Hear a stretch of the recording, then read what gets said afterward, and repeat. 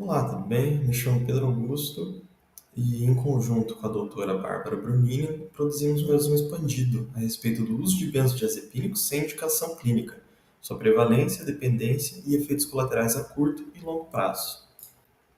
O objetivo desse estudo foi realizar uma revisão bibliográfica utilizando a plataforma BVS. Nela, a gente selecionou 10 trabalhos sobre o uso de benzodiazepínico sem indicação clínica e seus possíveis desdobramentos. Já a metodologia utilizada foi a pesquisa bibliográfica, por conta da amplitude de pesquisa sobre o assunto abordado e a validação científica do mesmo. Bom, inicialmente, nós podemos destacar que o uso de benzodiazepínicos indevidamente pode resultar em vários efeitos colaterais, dentre os quais os principais são a diminuição da atividade psicomotora, a interação com outras drogas e substâncias, o prejuízo com a memória e cognição e os zumbidos e tontura. Já o mecanismo de ação dos benzodiazepínicos explica muito por que ocorrem esses efeitos. O mecanismo de ação deles se baseia em suprimir a excitação neuronal nos neurônios com receptor GABA. Ele aumenta a entrada do ioncloreto e gera um desequilíbrio entre o meio externo e interno do neurônio. Esse desequilíbrio gera uma redução da atividade neuronal e diminui o estresse e a ansiedade, além de outras funções. Aqui nessa imagem nós podemos ver um pouquinho melhor o mecanismo de ação, em que o GABA se conecta ao receptor e aumenta o influxo de cloreto, o que faz a célula ficar hiperpolarizada e dificulta a despolarização.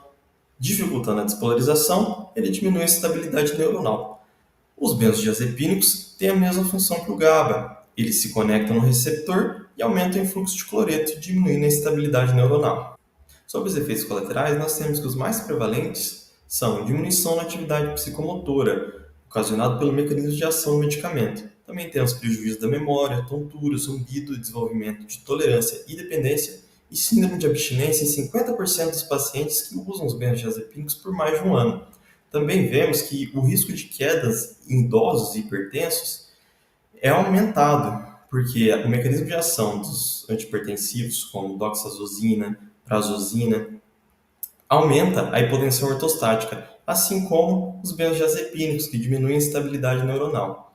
Já também podemos ver a depressão respiratória em paciente com DPOC e overdose relacionada ao abuso de substâncias.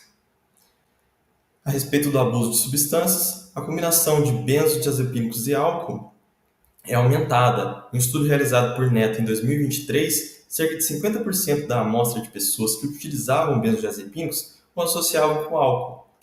Os possíveis efeitos colaterais da associação de benzodiazepínicos e álcool se dá pelo efeito sedativo sinérgico, ocasionado pelo mecanismo de ação das duas substâncias.